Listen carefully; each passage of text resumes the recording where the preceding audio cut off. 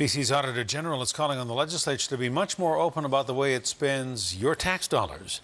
John Doyle has spent 5 years looking at the finances of MLAs and their place of work, and he says the books are a mess. In a report he released today, the Auditor General says it's time for MLAs to get their house in order. CTV's Stephen Andrew reports.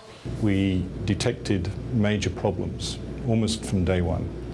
That first of all the team couldn't believe, and then secondly when they went and found out more information they realised that in fact there was a lot of work that needed to be done. The man who watches how government spends your money says the books at the Legislature are a mess. If you're a privately traded company, you would get an immediate cease trading order. $69 million a year is spent to run the Legislature. That includes MLA expenses and money to run constituency offices.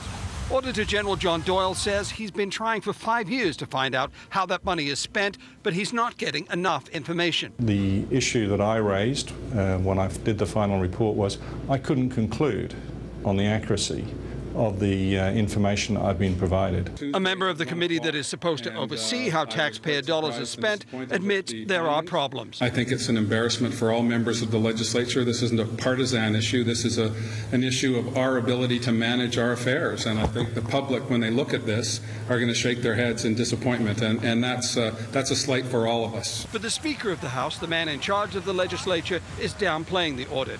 When we invited the Auditor General to come in, and when he looked at it, he assured me that there was nothing fraudulent. The Canadian Taxpayers Federation is disgusted. You know, there's no examples of tangible errors in accounting in the report. That's because he couldn't even get the receipts to test it.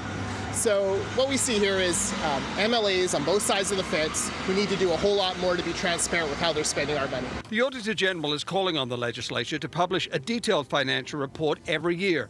The NDP supports that idea and says the committee overseeing the Legislature finances will discuss that when it meets in September.